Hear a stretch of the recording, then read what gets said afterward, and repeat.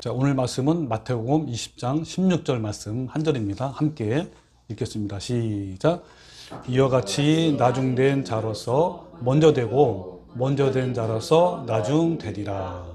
아멘. 네, 우리가 지난주에 포도원의 품꾼의 비유에 대해서 설교를 했죠. 자, 오늘도 이어서 이렇게 말씀을 이어가는 겁니다. 혹시 못 들으신 분이 계시면 꼭 유튜브에서 들어보시기 바랍니다. 자, 먼저 지난주 설교 내용을 간단하게 한번 요약을 해볼게요. 자, 지난주 설교에서 비유의 핵심이 뭐라 그랬죠? 혹시 기억이 나세요? 이 비유의 핵심은 비유를 시작할 때와 끝날 때 두 번 나옵니다. 방금 우리가 읽은 말씀이죠. 이와 같이 나중된 자로서 먼저 되고 먼저 된 자로서 나중되리라. 이 말씀이 가장 핵심이 되는 말씀인데요. 근데 이 말씀의 원문에서 중요한 내용이 빠졌다 그랬죠. 그 내용이 혹시 뭔지 기억합니까? 자, 앞에 있는 부분은 그대로예요. 그죠? 이처럼 나중된 자로서 먼저 되고 먼저 된 자로서 나중되리라. 이게 끝나는데 원어에는 뭐라고 했냐면 그 뒤에 또 말씀이 있어요. 왜냐하면 많은 사람들이 부름을 받았으나 선택된 자들은 극소수이기 때문이다 라는 말씀이에요.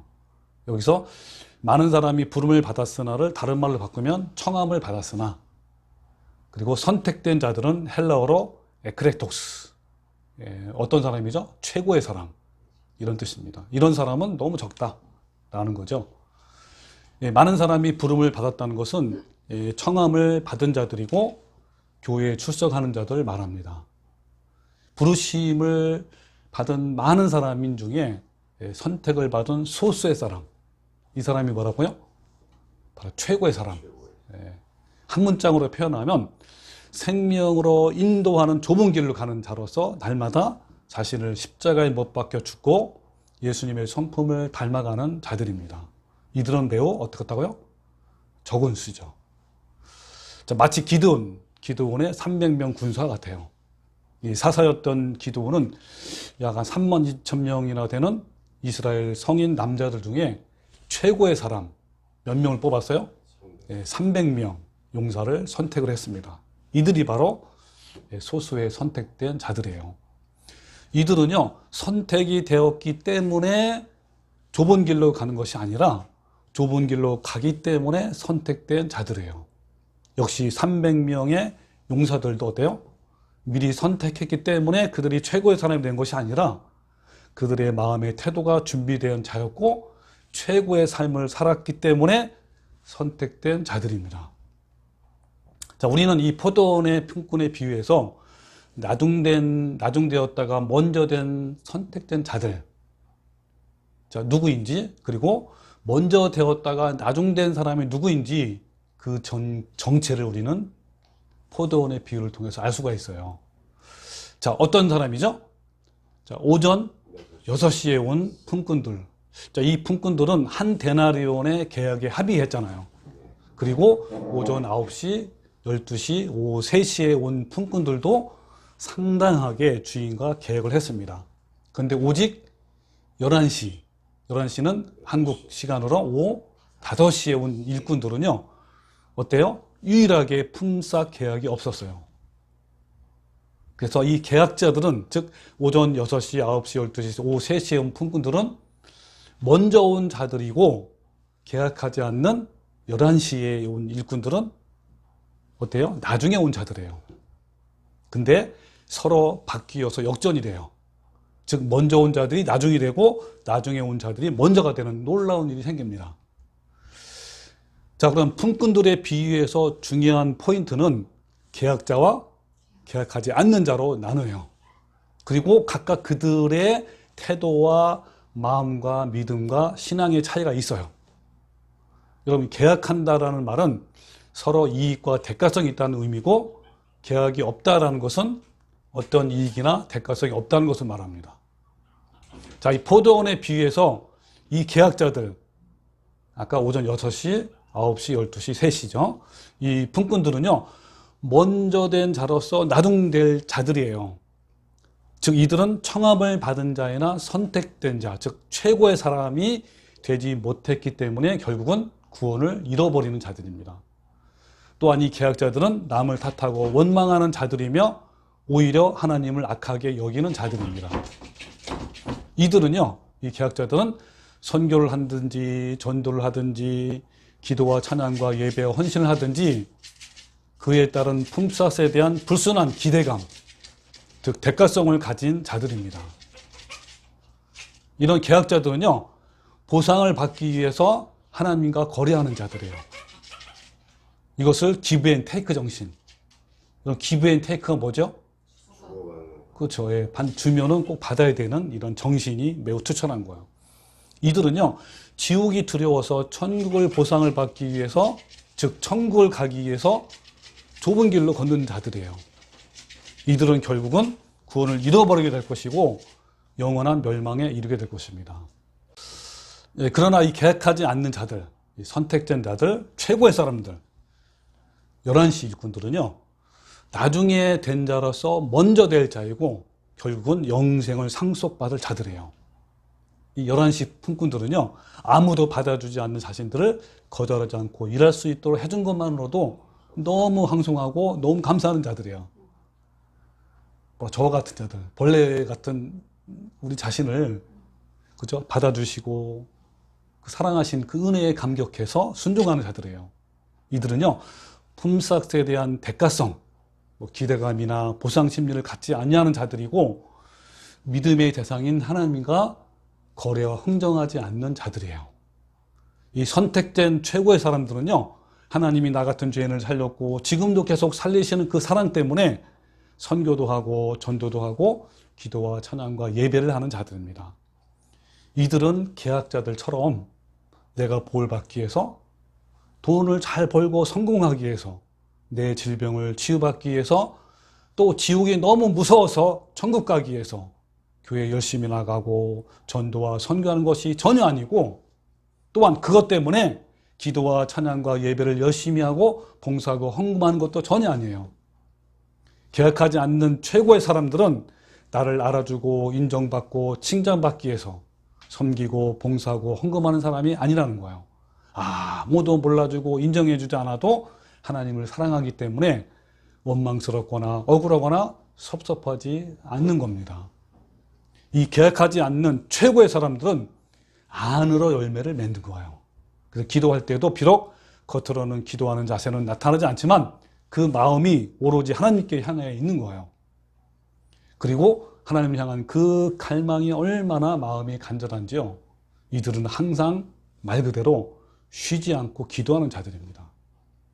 11시 일꾼들은요, 절제의 성품이 있기 때문에 어떤 심각한 문제가 일어나도 조급해하거나 요란하지 않고 항상 침착하고 조용하고 오래 참고 온유해서 마음이 항상 평강한 거예요. 여유도 있고요, 어떤 기쁜 감정이 와도요, 격하게 반응하지 않고 여전히 그 마음은 침착하고 여유가 있습니다. 쉽게 말하면 어린아이 같지 않다는 거예요. 장성한 사람처럼 늘 항상 에이레네, 이 에이레네가 화평, 샬롬, 평강, 고요함, 이런 것이 있는 거예요. 여러분, 계약하지 않는 자들은요, 하나님의 사랑이 너무 커서 자발적으로 기뻐서 헌금하는 것이지 어떤 대가성을 기대하는 자들이 아닙니다. 여러분, 헌금한다는 것은 뭡니까? 어떤 돈이나 물질을 자원하는 마음으로 어떠한 대가를 바라지 않고 자발적으로 나누는 기쁨이에요. 그런데 계약자들은 헌금을 하면 이 땅에서도 몇 배로 축복을 주실 것이고 천국에서도 큰 상급을 받을 것이고 자녀가 좋은 데 갈 것이고 좋은 직장을 얻을 것이고 승진하고 성공할 것을 기대하는 자들이에요. 또 어떤 사람은요, 헌금을 많이 하는 이유는 목사와 또 다른 교인들에게 인정받고 칭찬도 받고 또 나중에 교회 직분을 얻기 위해서 하는 사람도 많습니다. 목사나 교인들에게 인정과 칭찬을 위해서 어떤 것을 한다면 자신의 뜻대로 안 될 때 반드시 원망과 불평이 나오게 돼 있어요. 이것은 무슨 법칙이라고요? 저절로 법칙이에요. 어떤 문제로 분쟁이 일어나서 다니던 교회를 떠날 때 그동안 헌금을 했던 모든 금액을 달라고 재판에 소송한 사례도 많아요. 알려진 것만도 사례가 많은데요. 알려지지 않는 수많은 이런 헌금 논쟁이 얼마나 많겠습니까? 이들은 모두 계약자들이며 하나님 나라에 합당한 자가 아닙니다. 청함을 받은 자이나 택함을 받은 자가 아니라는 거예요.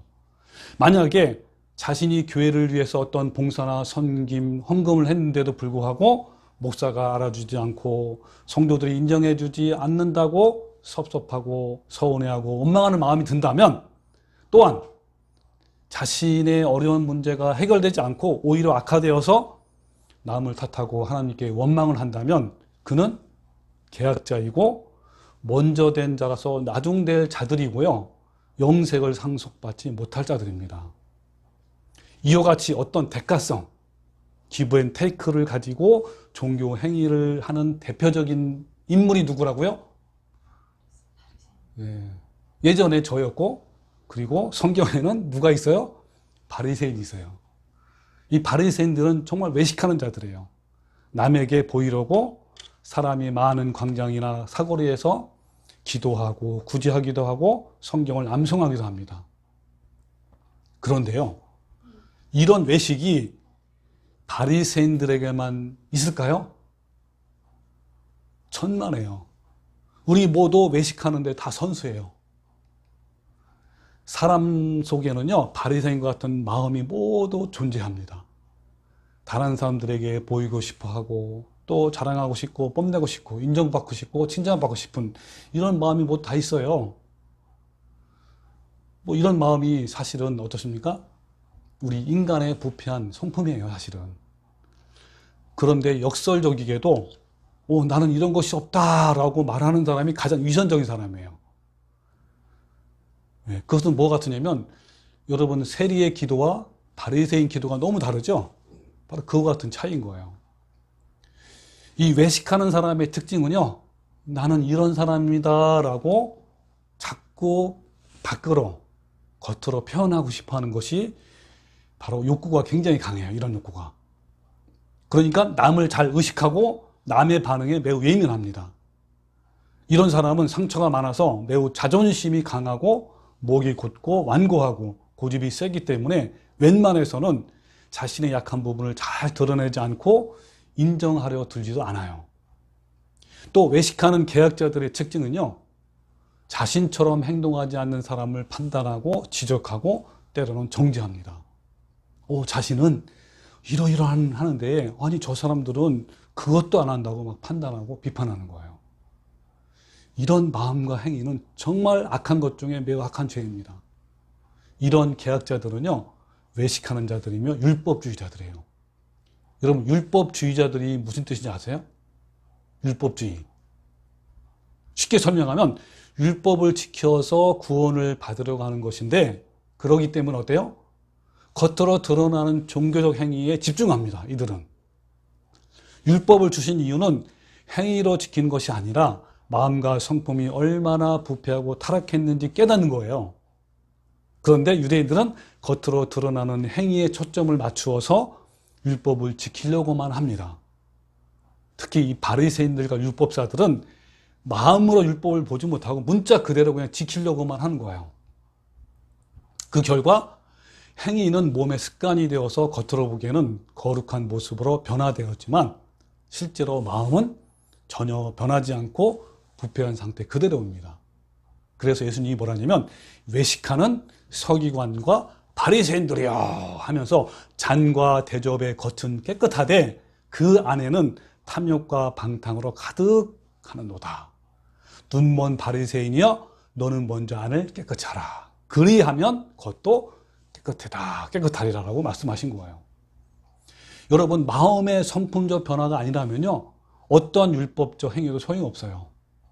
그런데 이 바리새인들은 그 율법의 정신, 여러분 율법의 정신이 뭔지 아세요? 바로 사랑, 긍휼과 자비, 또는 때는 인애, 이런 겁니다. 인애, 이런 정신을 무시하고 항상 형태, 즉 껍데기만 집중하며 주목합니다. 예수님은 율법의 정신을 뭐라고 정의했냐면 하나님을 사랑하고 이웃을 사랑하라고 말씀했어요. 자, 그게 이제 마태복음 22장 37절 있는 말씀이에요. 자, 예수께서 이르시되 내 마음을 다하고 목숨을 다하고 뜻을 다하여 주 너희 하나님을 사랑하라 하셨으니 이것이 크고 첫째 되는 계명이요 둘째도 그와 같으리니 내 이웃을 내 자신과 같이 사랑하라 하셨으니 그랬어요. 이 두 계명이 온 율법과 선지자의 강령이라 그랬어요. 이 두 계명이 뭐죠? 하나님을 사랑하고 이웃을 사랑하는 것이 온 율법의 기본 방침이고 핵심이고 가장 중요하다는 거예요. 또 선지자의 가르침, 모든 구약의 가르침 있잖아요. 그게 가장 핵심이 뭐라는 거예요? 하나님을 사랑하고 서로 사랑하라, 이웃 사랑하는 거예요. 여러분, 아가페 사랑이 바로 율법의 정신이에요. 여러분, 성경에서 사랑이 나오면 항상 무엇을 떠올려야 제가? 항상 뭘 떠올려야 돼요? 사랑하면 어떤 감정적이거나 추상적이거나 어떤 인간의 마음이 아니고 뭘 떠올려야 돼요? 15가지 성품을 떠올리세요. 그냥 사랑하면 굉장히 어떤 추상적으로 생각하잖아요. 사랑은요, 아주 실제적이고 구체적이고 삶 속에 있는 거예요. 그래서 15가지 사랑의 성품을 떠올리세요. 여러분, 율법은요, 613개의 조항이 있어요. 그 중에서 하라 하는 계명이 248개 조항이 있고 하지 말라라는 계명이 365개가 있어요. 그러나 이 모든 계명을 지켰다 할지라도요, 율법의 정신이 없다면, 아까 율법의 정신이 뭐라 했죠? 사랑이죠. 사랑, 때로는 긍휼, 자비, 이런 것들이에요. 외식이며 불법이고 계약자들이에요. 이런 것이 없으면. 온 율법 속에 흐르는 하나님의 본질은 하나님을 사랑하고 이웃을 사랑하라는 것입니다. 이것이 율법의 정신이고 율법들은요, 그 정신을 담은 그릇이에요. 자, 하나를 한번 제가 사례를 보겠습니다. 요즘도요, 안식일이냐 주일이냐라는 논쟁에 굉장히 시끄럽고 둘러싸이고 지금도 엄청난 논쟁을 벌이고 있어요. 이 안식일 계통에는 토요일을 지켜야 된다. 그리고 전통교회는 뭐라고 그래요? 주일을 지켜야 한다 하면서 논쟁합니다. 그러면 이 문제를 우리는 어떻게 풀어야 하죠? 지금 방금처럼. 자, 안식일을 지켜라. 이것도 율법이란 말이에요. 그죠? 자, 율법은 뭘로 풀으라고요? 율법의 정신인 사랑과 긍휼과 자비로 풀어야 되죠. 그죠? 그 예수님의 품성으로 푸는 거예요. 쉽게 말하면. 그래서 호세아 6장 6절에 나는 인애를 원하고 제사를 원하지 아니한다 그랬어요. 이 인애가 뭐냐면 어지린 자, 그다음에 사랑의 자예요. 즉 자비와 사랑과 긍휼. 자, 이거를 원하고 제사를 원하지 않는다. 이 말은 무슨 말이죠? 이런 분명히 하나님은 제사를 지내라고 했잖아. 그죠? 속죄제, 화목제, 이런 제사. 이런 제사를 했단 말이에요. 근데 여기 뭐라 그러냐면 인애를 원하고 제사를 원하지 아니한대요. 이 말은 무슨 말이죠? 이거는 무슨 말이죠? 인애가 없는 제사와 이런 속죄제니 이런 것은 필요 없다는 거야. 이걸 원하지 않는다는 거예요. 또 뭐라냐면 번제보다 하나님 아는 것을 원한다 그랬어요. 이 하나님을 안다는 게 뭐냐면 머리로 아는 게 아니라 삶 속에서 이루는 것이 바로 하나님 진짜 아는 거예요. 그러면 번제보다 하나님 아는 것을 원한다는 말이 뭐죠? 삶 속에서, 그죠? 이 사랑을 이루지 못한 사람은 번제를 드릴 필요가 없다는 거야? 없다는 거죠. 유대인들은 제사보다 긍휼을 원하고 율법의 완성인 사랑을 원하시는 하나님의 마음을 몰랐던 거예요. 이런 모든 율법의 목적은 사랑입니다. 안식일이니 십계명이니 11조 등등 모든 율법의 목적은 사랑이에요. 그래서 주일이냐 안식이냐라는 이걸로 논쟁하는 사람은 어때요? 자신이 율법주의자라고 스스로 증명하는 거예요.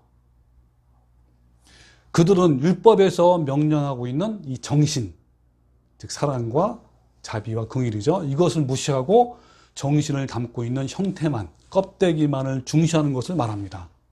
그러면 안식일을 지키라는 율법에서 정신은 무엇이고 껍데기는 무엇일까요? 자, 안식일은요, 노동을 그치고 쉬는 날이에요. 단지 육체의 휴식에 그치는 것이 아니라 그날을 어떻게 하라는 거예요? 오직 하나님을 경배하며 하나님의 선한 일을 위한 날이에요. 즉 하나님에 대한 전적인 경배와 하나님 사랑과 이웃 사랑하기 위해서, 그걸 위해서 육체의 노동을 멈추라는 거예요. 그것이 안식일의 목적이고 정신이에요. 자, 그러면 다시 한번, 자, 율법의 안식일의 정신이 뭐라고요? 노동을 멈추고 뭐라는 거죠? 하나님의 하나님의 전적으로 경배하고 하나님을 사랑하고 이웃을 사랑하고, 이게 정신이고 껍데기는 뭐 형태. 형식이에요. 네, 휴식과 그날이 언제인가에 대해서 이런 것들이 바로 형식 껍데기예요. 부수적인 문제란 말이에요. 그런데 율법주의자들은 그 율법의 형태와 껍데기인 이 날짜가 언제 날짜고, 그리고 노동을 어떤 것이 노동하는 것이고 노동하는 것이 아닌 것을, 이런 거에 목숨을 건단 말이에요. 그러니까 이들은 진정한 안식 없이 어떤 것이 노동이 되는지 일일이 사례를 연구하고 그것을 철저하게 지키고, 안 지키면 안 지킨 사람을 판단하고 비판하고 정죄하는 거예요. 여러분, 오늘날에도 이스라엘은요, 안식일을 철저히 지켜요. 저도 이스라엘 2번 가봤지만, 여러분, 그 이스라엘 공항에 가면요, 안식일에는 공항 관계자들이 공항 업무를 다 쉬어요. 그렇기 때문에 비행기가 이착륙을 중단되었어요, 자체가. 따라서 항공사들도 이스라엘로 향하는 모든 시간표를 안식일 이전이나 그 이후에 다 시간으로 조정합니다. 자, 또 하나 드릴게요. 이건 제가 직접 체험한 거예요. 호텔에 가면요, 이렇게 엘리베이터가 있잖아요. 이렇게 승강기가 있는데, 이 승강기를 누르는 거지. 1층 누르고 2층 누르고, 이것도 뭡니까? 다 노동에 해당되는 거야. 그래서 그날은 특별히 특별히 제작된 승강기가 호텔에 설치가 돼 있어요.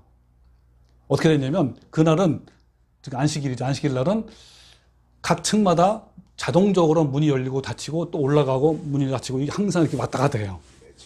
네, 매 층마다. 이렇게 하는 거예요.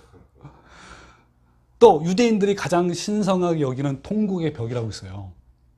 이 통곡의 벽에서 이스라엘 민족은 항상 기도합니다. 그런데 안식일에 방문할 때도요, 2가지를 할 수가 없어요. 첫 번째는 사진 촬영을 하면 안 돼요. 그리고 연필이나 펜을 글씨로 쓰는 일도 안 됩니다. 왜? 이 2가지도 뭐에 해당되는 거예요? 노동에 해당되기 때문에 안식일의 규정이 어긋나는 거예요. 한 가지 더 예를 들면, 안식일에 만약에 냉장고에 전기 코드가 빠졌어요. 그러면 아무리 더운 여름이라도 코드를 집어서 꽂으면 안 돼요. 이것도 뭐이기 때문에? 노동이란 말이에요. 그래서 무더운 그 여름철에 냉장고에 전기가 공급되지 못하면 보통 음식 상하잖아요. 그리고 어때요? 굶을 수 있잖아요. 그럼에도 불구하고 노동이라고 하기 때문에 못하는 거예요. 이처럼 지금도 유대인들은 안식일의 모든 규정을 만들어서 철저히 지켜요. 근데 이와 마찬가지로 교회에도 그런 교회가 있어요. 어떤 교회라고요? 안식교가 있어요. 이들은요, 주일은 로마의 태양의 숭배의 날이라고 비롯된 것이고, 주일을 지키는 것은 짐승의 표를 받는 것이라고 주장해요. 그리고 안식일을 철저히 지키는 것을 강조하고, 지키지 않으면 구원을 받을 수 없다라고 합니다. 그래서 이것만 나쁜 게 아니고요, 정통교회는 뭘 지키라고 해요? 주일, 일요일을 지키라고 또 해요. 똑같은 거예요, 그거나.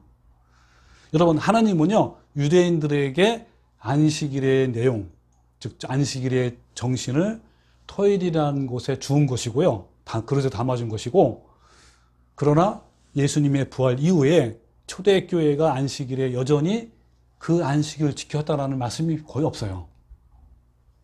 그러면 왜 우리는요, 일요일, 특히 주일에 모일까요? 왜 우리는 오늘, 토요일이 아니고 왜 오늘 모이죠? 모든 사람이 공동체로 모이기가 가장 좋은 날이기 때문인 거예요. 대부분 언제 쉬죠, 여러분? 일요일에 쉬어요. 지금 토요일 날 쉬지만 토요일 날 쉬는 것도요, 몇십 년 전에는요, 토요일에도 다 안 쉬었어요. 지금도 토요일 안 쉬는 직장이 많아요. 여러분, 중요한 것은 뭐죠? 토요일이건 일요일이건 안식일에 대한 정신과 내용을 담고 있으면 되는 거예요. 예수님께서 부활하신 이후에 신약교회가 세워진 다음에 모이기가 가장 쉽고 필요한 날이 바로 언제죠? 주일, 일요일이에요. 그러기 때문에 그냥 정한 것 뿐이에요. 따라서 안식일이냐 주일이라는 날짜가 중요한 것이 아니라 모든 날이 다 중요한 거예요. 그냥 사회적 여건상 모이기 가장 좋은 날이 그날이 예배하는 날이고 또 그날이 하나님의 경배하면 되는 거예요. 지금 제가 말씀드리는 공적인 예배를 말하는 거예요. 그래서 로마서 14장 5절에 뭐라고 하냐면 이런 말씀이 있어요. 어떤 사람은 이 날을 전날보다 낮게 여기고 또 좋게 여긴단 말이에요. 또 어떤 사람은 모든 날을 같게 여기나니 각각 자기 마음으로 확정할지니라 그랬어요. 나를 중히 여기는 자도 주를 위하여 중히 여기라 그랬어요.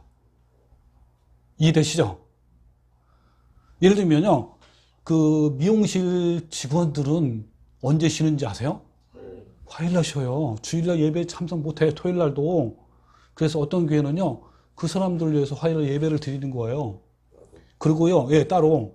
그리고 그 뭐죠? 토요일날, 일요일날 쉬지 못하는 직업이 굉장히 많아요. 그런 사람들 언제 쉬는지 아세요? 대부분 월요일날 쉬어요. 그 사람들을 위해서 월요일날 예배를 하는 거죠. 예. 자, 이게 바로 여러분 그 율법의 정신을 담고 하는 거예요. 자, 또 한 가지 예를 들어볼게요. 이제 요즘에 11조가 폐기되었다고 주장하는 폐기론자들이 많이 있어요. 이들은 다음과 같이 주장합니다.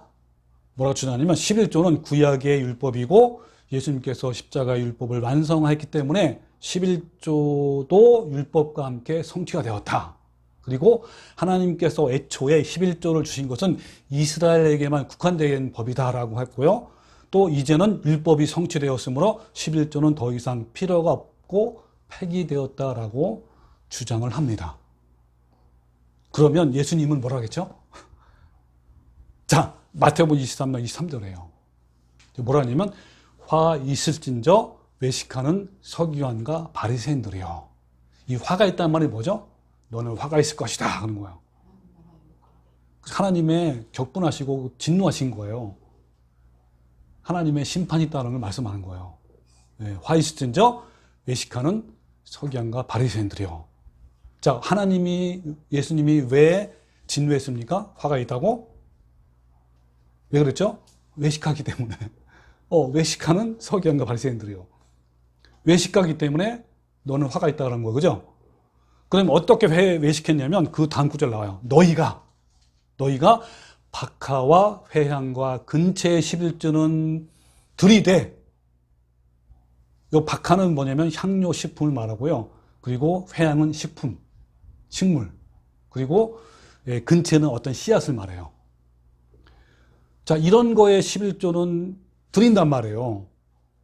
그 무슨 말이냐면 이들은 얼마나 율법을 잘 지키냐면 11조를 잘 지키냐면 여기 씨앗 같은 건 콩 같은 거예요. 콩도 어떻게 해요? 다 세워요. 세워가지고 그 중에 10의 1조, 10분의 1을 딱 구별해서 하나님께 드리는 거예요. 11조로. 얼마나 대단해요. 그죠? 이런 것은 정말 잘한단 말이에요. 누가? 서기관과 바리새인들이. 그러되 율법에 더 중한 바 정의와 긍휼과 믿음은 버렸도다. 자, 율법에 더 중한 바가 뭐예요? 율법의 정신. 그 말은 율법의 정신 뭡니까? 정의와 긍휼과 믿음은 버렸다 이거예요. 그러니까 무슨 말입니까? 중요한 거는 이러한 마음 정신 없이 그냥 정확하게 드리는 것만 형태 껍데기만 했다라는 거예요. 그러면서 뭐냐면 그러나 이것도 행하고 저것도 버리지 말아야 할지니라 그랬어요. 여러분, 이것도 행하고 저것도 버리지 말아야 할지니라 이거를 직역하면요. 헬라어로 직역하면 그러나 이것들도 마땅히 행하고 다른 것들도 버리지 말아야 한다 그런 뜻이에요. 여러분, 이것도가 뭐죠? 이것도가 바로 이제 형태와 껍데기란 말이에요. 뭡니까? 박하와 회향과 근체 11조예요. 그 다음에 저것이 뭐죠? 그렇죠. 11조의 정신. 이게 알맹이란 알맹이 아까 말한 정의와 긍휼과 믿음이란 말이에요. 그럼 이 말씀을 해석하면 무슨 뜻이죠? 11조도 마땅히 행해야 하고 그리고 정의와 긍휼과 신실함도 버리지 말아야 한다라는 거죠. 그러므로 11조가 폐기되었다라는 주장은 잘못된 것이고요. 이것은 유혹이고 미혹이에요. 여기 넘어가면 안 된다는 거예요. 예수님께서 바리새인들을 질타하신 이유는 11조를 드리는 것이 문제가 아니라 뭐가 문제라는 거예요? 11조의 내용, 정신이죠. 이것이 빠져있기 때문에 그런 거예요. 11조는 그릇이고요. 그릇에 담긴 정신과 마음이 바로 뭐라는 거예요? 정의와 긍휼과 믿음이라는 거야. 믿음을 다른 말로 하면 신실함. 예. 그릇이 없어도 안 되지만 더 중요한 것은 그릇에 담긴 뭐라는 거예요? 내용과 정신이라는 거예요. 왜 하나님은 우리들에게 10의 1조를 요구했을까요?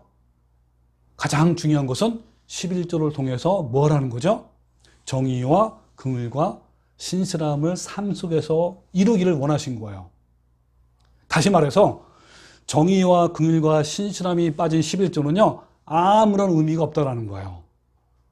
당시 율법 학자들은 정의와 긍휼과 신실함이라는 알맹이에 대해서는 전혀 언급하지 않고 11조 자체만을 강조하고 의무화를 한 거예요.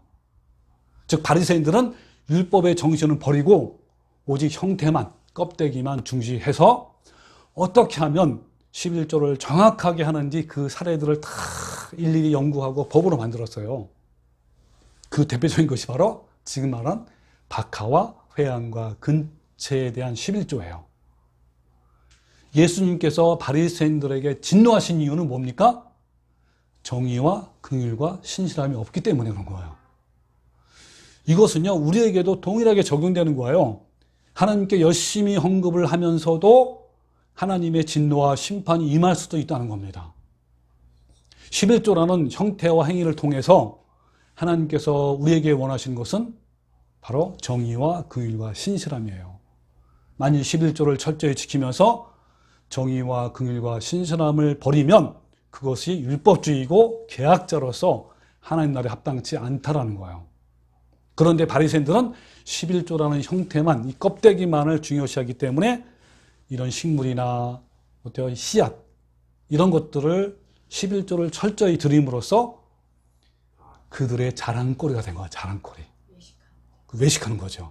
와, 저 바리새인들과 서기관들은 작은 씨앗조차도 정확하게 11조를 드리다니 정말 대단하다 라는 인정과 칭찬과 존경을 받기를 원했던 거예요. 그렇게 하지 못하는 세리들과 다른 사람들을 막 판단하고 비판하고 정죄하기도 합니다. 여러분, 이런 형태는 오늘날도 똑같아요. 아니 오히려요, 이런 것들을 목회자들이 부추기고 있어요. 예를 들면 헌금을 하면 주보에다 이름을 다 기록해요. 그리고 또 봉투에 기도 제목을 기록하게 하게 하고 그렇게 기록한 사람을 축복 기도를 해줘요. 여러분, 첫째 11조의 내용 정신이 뭐라 했죠? 정의. 이 정의는 뭔지 아세요? 정의? 이 정의는 옳고 그름을 구별하는 것인데 특별히 돈과 물질을 하나님께 드림으로써 자신은 물질을 사랑하지 않고 구별하는 삶을 살라는 이런 의미예요. 즉 하나님께 11조를 드림으로써 나는 돈과 물질을 사랑하지 않고 구별된 삶을 살겠다라는 고백이고요. 하나님 앞에서 정의를 행하고 옳지 않는 것을 따르지 않겠다라는 선언이에요. 즉 뭐냐면 나는 물질을 사랑하지 않습니다. 물질에 대해서 마음에 뺏기지 않겠습니다라는 돈과 물질을 따르지 않겠다라는 선언이라는 거예요. 두 번째는 뭐죠? 긍휼. 이 긍휼은 불쌍히 여기는 마음이에요. 여러분, 그 이스라엘 민족이 하나님께서 11조를 제정할 때 그 11조를 어떻게 사용하라고 나왔는지 세 가지가 나와요. 어떻게 생각해요? 첫 번째는 레인의 몫으로 줘라. 이 레인이 뭐냐면 그 당시에는 땅이나 이런 재산이 없어요. 그냥 이 레인들은 오직 성전에서 하나님 일을 하는 사람들을 말합니다. 오늘날로 말하면 뭐죠? 목사예요. 목사에 대한 봉급이에요. 쉽게 말하면. 또 성전 유지를 위해서. 오늘날 말하면 교회 운영이죠. 그리고 가난한 자를 위해 사용되었습니다. 그러므로 11조는 어때요? 이웃을 향한 긍휼의 사역에 동참하는 것을 말해요. 여러분, 신약에서도요, 교회 헌금을 지금 말한 세 가지에 사용하는 게 가장 바람직해요. 저도 이 깨어있는 교회도 어때요? 성경 말씀대로 이 세 가지의 헌금을 사용을 하려고 합니다. 세 번째는 뭐죠? 믿음, 신실함. 이건데, 이 믿음은 특별히 하나님께서 나를 먹이고 입히시는 것을 신뢰하는 것을 말합니다. 또한 돈과 물질은 나의 것이 아니고 하나님의 것임을 믿고 신뢰하는 것을 말해요. 따라서 11조라는 헌금은요, 뭐죠?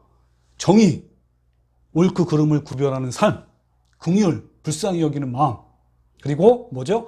어떤 상황에도 하나님이 나를 먹이실 것이라는 신실함, 이 세 가지의 마음과 정신이라는 그릇에 담아서 드린 것이 바로 뭐라고요? 11조예요. 이 세 가지를 다른 말로 표현하면 사랑과 긍휼과 자비의 마음이에요. 만약 이 세 가지 정신이 없이, 즉 사랑과 긍휼과 자비의 마음이 없이 11조를 철저할지라도 그는 율법주의이며 뭡니까? 계약자들이에요. 하나님은요, 사랑과 긍휼의 성품이 없는 자들의 율법 행위, 즉 종교적 행위죠, 이런 것을 아무 의미가 없다고 말씀하는 거예요. 이들은 계약자들이며 나중될 사람이고 넓은 길로 가는 자들이며 결국은 영생을 받지 못할 자들이에요. 그래서 너희들은, 이렇게 말하는 거 하나님께서, 자, 너희들은 율법을 준수하기 전에, 즉 종교 행위를 하기 전에, 다른 말로 하면 11조를 내기 전에 뭐 구제나 금식이나 봉사나 전도, 성김 뭐 이런 것들이죠. 이런 것들을 하기 전에 가서 먼저 긍휼의 성품부터 배우고 그 삶을 살라라고 하나님은 말씀하는 거예요. 안으로 맺는 예수님의 성품 없이 행하는 모든 종교적 행위는 위선이고 외식이고 계약자들이라는 거예요. 이것은 하나님과 거래하고 흥정하는 것을 말합니다. 정의와 긍휼과 신실함은 하나님의 속성이고 하나님의 성품이에요. 11조를 통해서 하나님은요, 거룩한 성품을 담기를 원하시는 거예요. 자, 하나님은 왜 율법을 주셨나요? 하나님께서 왜 안식일이라는 율법을 제정하셨습니까? 왜 하나님은 11조라는 율법을 만드셨습니까? 하나님은 우리가 11조를 드리면서 정의로운 사람, 그리고 남을 동정하고 긍휼히 여기는 사람, 그리고 변함없이 신실하신 사람이 되기를 원하신 거예요.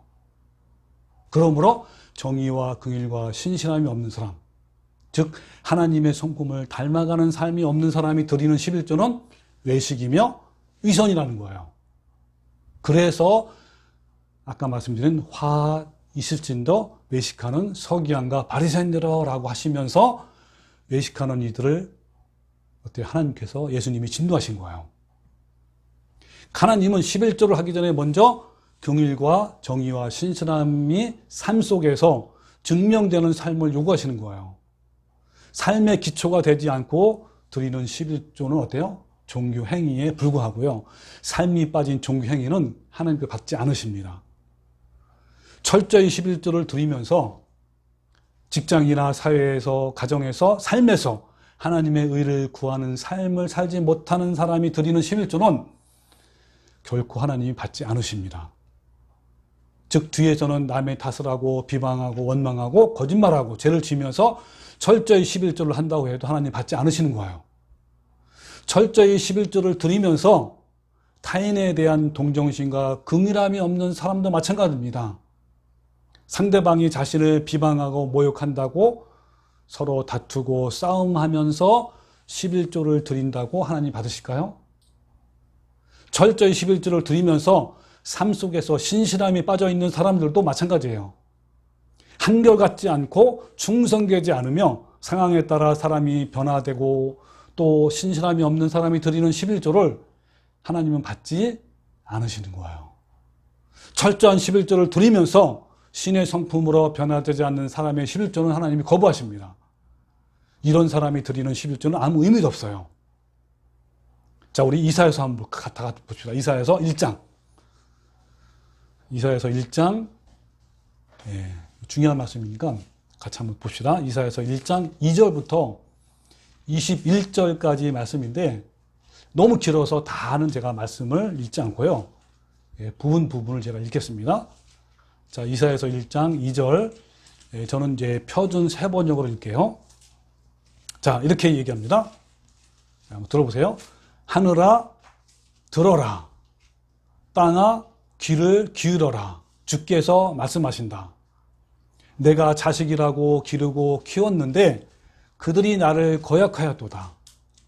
소도 제 임자를 알고 나귀도 주인이 저를 어떻게 먹여 키웠는지 알건만은 이스라엘은 알지 못하고 나의 백성은 깨닫지 못하는구나. 슬프다. 죄 지은 민족, 허물이 많은 백성, 흉악한 종자, 타락한 자식들. 너희가 주를 버렸구나.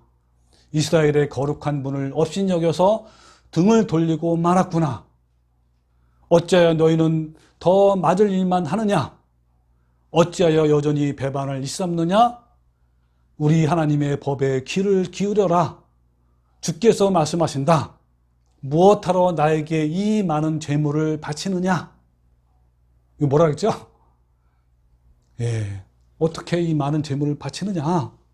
나는 이제 순양의 번제물과 살찐 숫송아지와 어린 양과 순염소의 피도 싫다. 이 말씀은 뭐죠? 이 말씀은 이들은요, 여전히 하나님을 위해서 열심히 뭐 한다는 거예요? 제사하고 번제하고 예배하고 11조 헌물을 했다는 거예요. 그죠? 그런데 하나님 뭐라 그랬죠?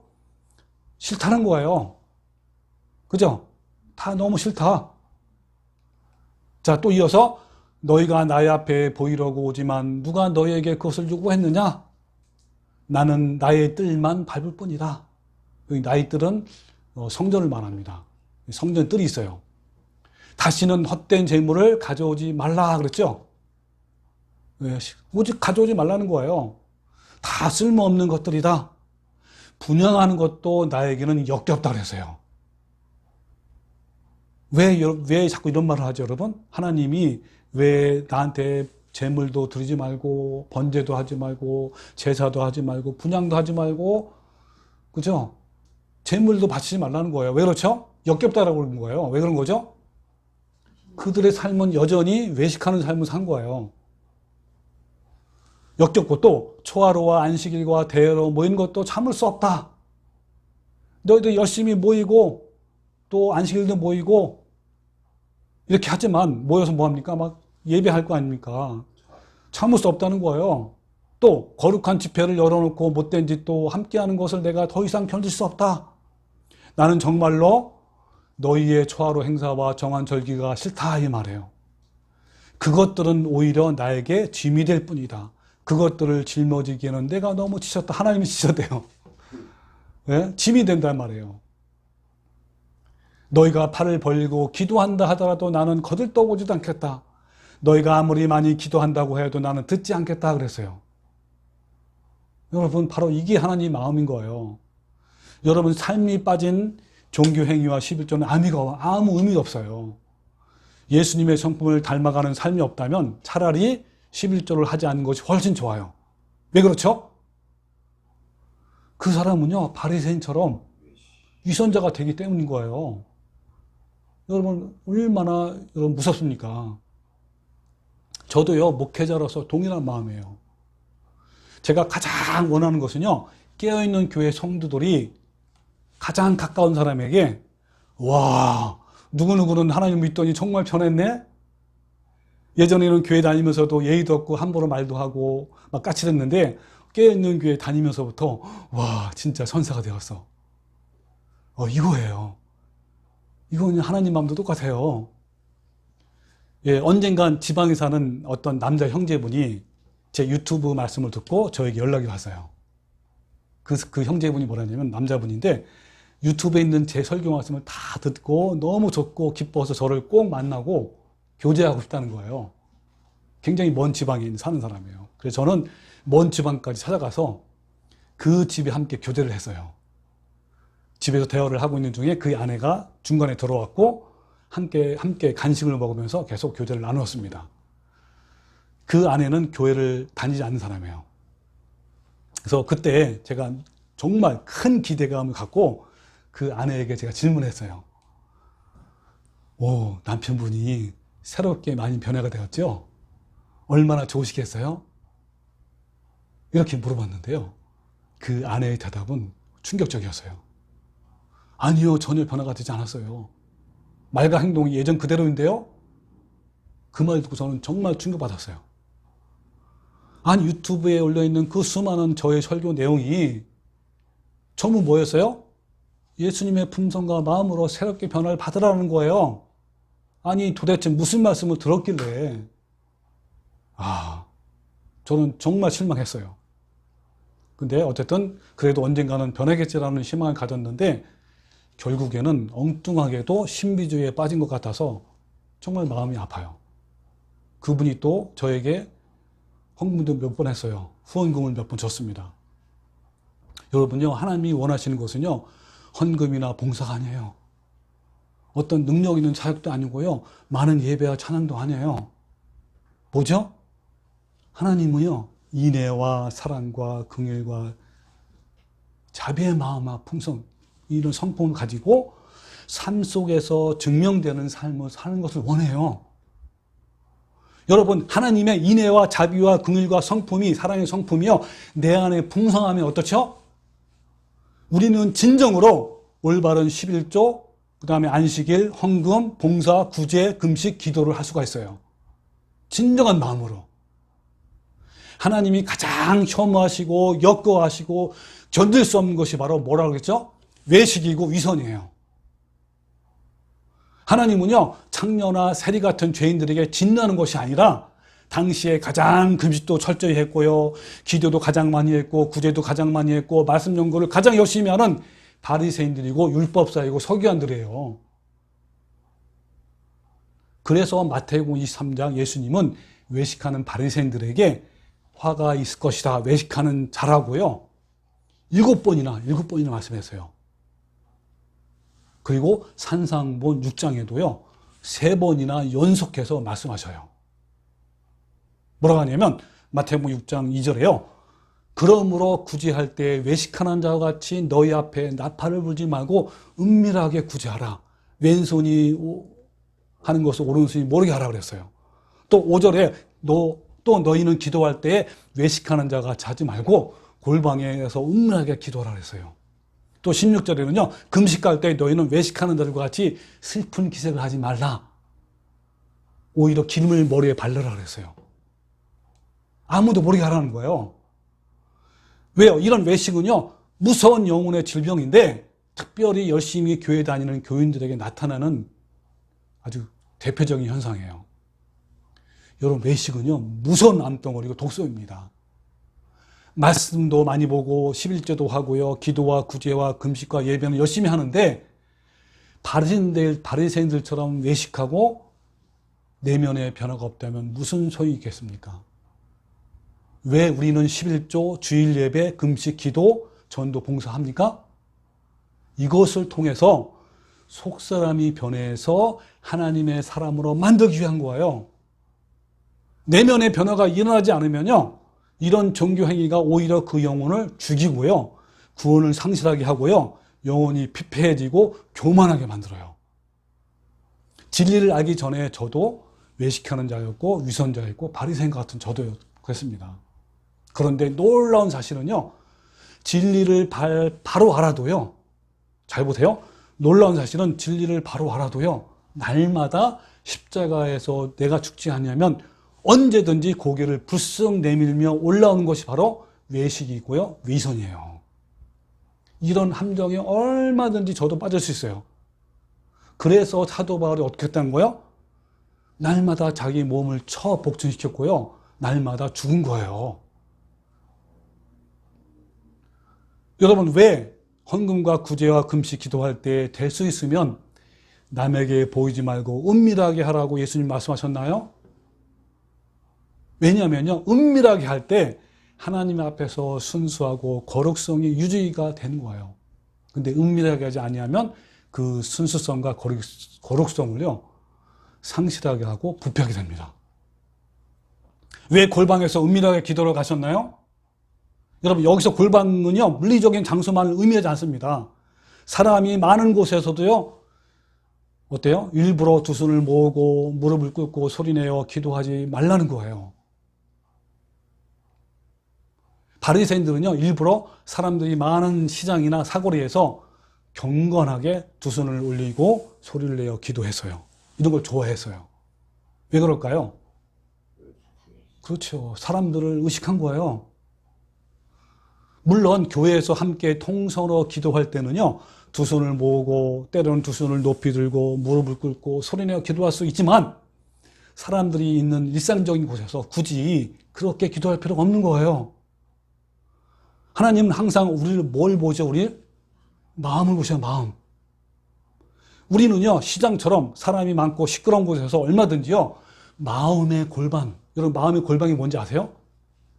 마음의 골방에서요, 주님께 기도하며 나갈 수 있어요. 저는요, 그래서 어때요? 잠자는 시간 외에 저희 마음은 항상 주님께 향하고 있고요, 기도하는 마음으로 늘 열려 있어요. 저는 비록 두 손을 모으고 무릎을 꿇고 기도는 안 하지만 저는 쉬지 말고 기도하라는 말씀이 있죠. 저는 그 말씀대로 살고 있어요. 이것이 뭐냐면 곧 골방에서의 기도를 말하는 거예요. 외식은요, 시기와 탐심에서 나오는 죄성입니다. 하나님의 영광을 탈취하는 도적행위예요. 자신을 드러내려고 하는 외식은 반드시 다른 사람을 판단하고 지적하는 것으로 발전되게 돼 있어요. 외식은요, 욕심과 시기심에서 온 것이라고 야고보서에는 말씀합니다. 그래서 야고보서 3장 14절에 뭐냐면, 그러나 너희 마음속에 독한 시기와 다툼이 있으면 자랑하지 말라. 이 자랑하지 말라가 뭔지 아세요? 외식하지 말라 같은 말이에요. 왜요? 진리를 거스려 거짓하지 말라. 이러한 지혜는 위에서 나온 것이 아니요, 세상적이요, 정욕적이요, 마귀적이니 시기와 다툼이 있는 곳에는 요란과 모든 악한 일이 있음이라 그랬어요. 오직 위로부터 난 지혜는 첫 번째 성결, 거룩함, 하나님의 성품 아니에요.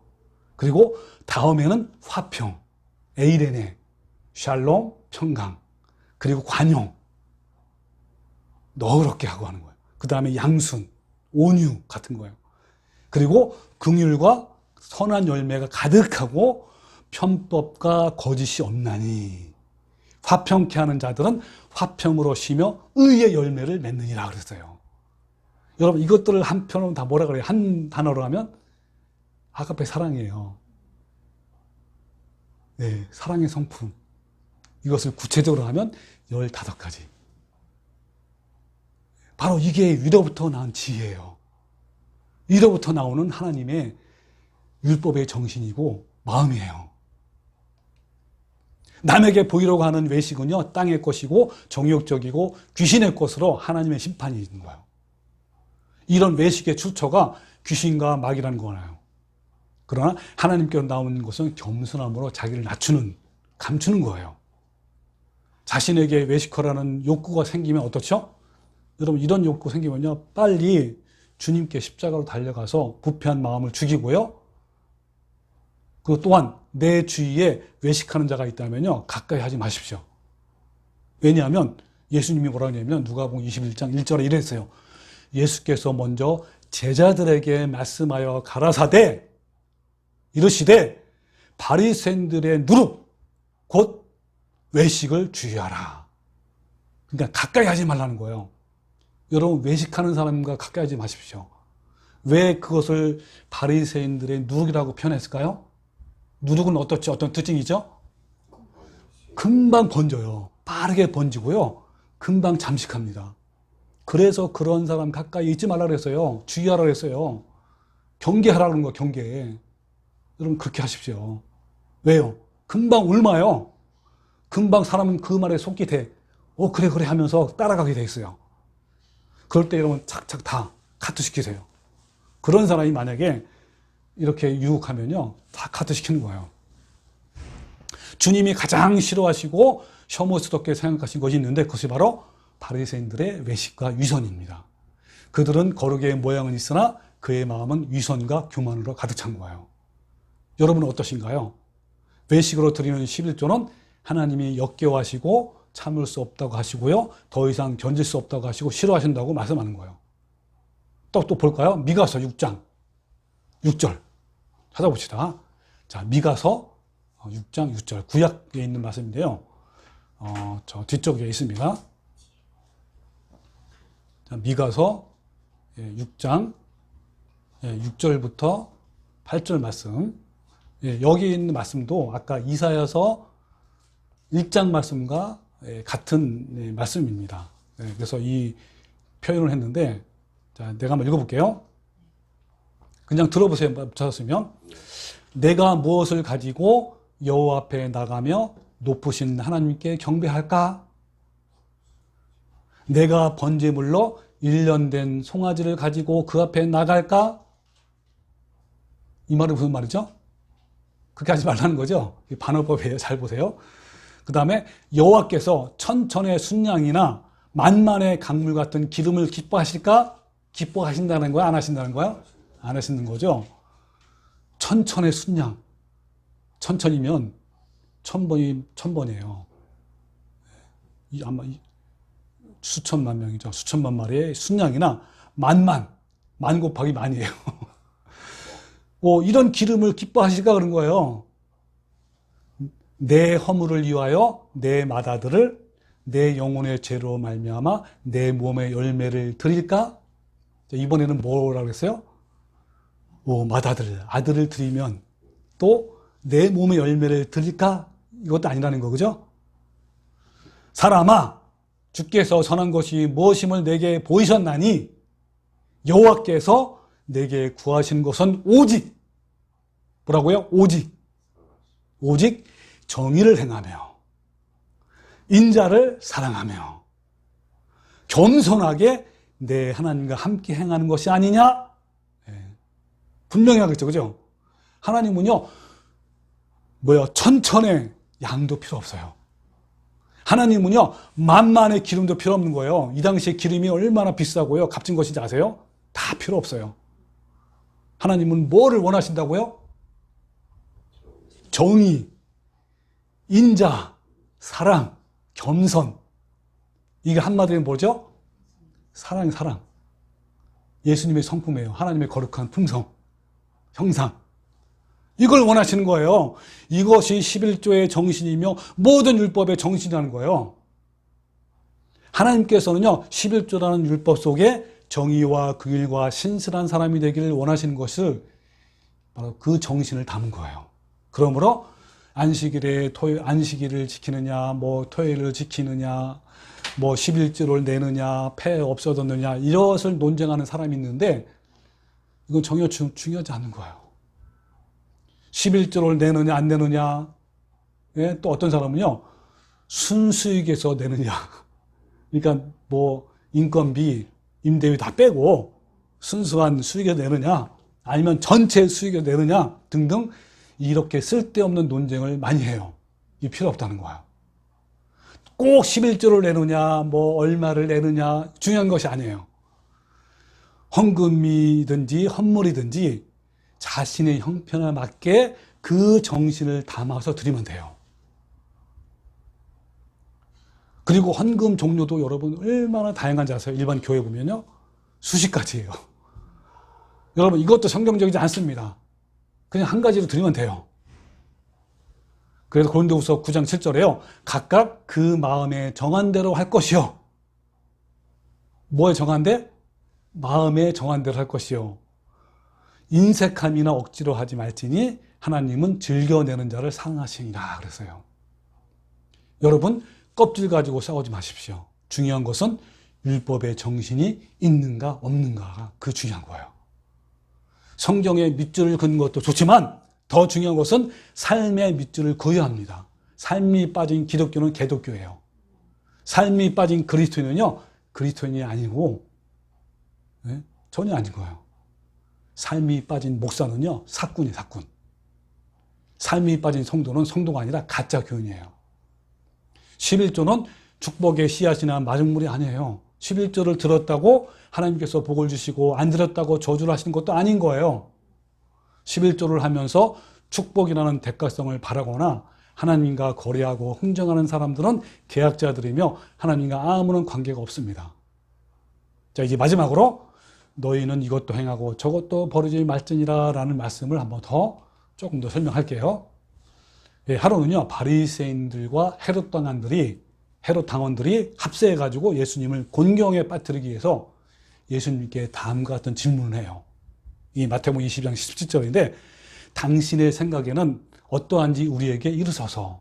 가이사에게 세금을 바치는 것이 옳으니까 옳지 아니하냐까 이렇게 질문한 거예요.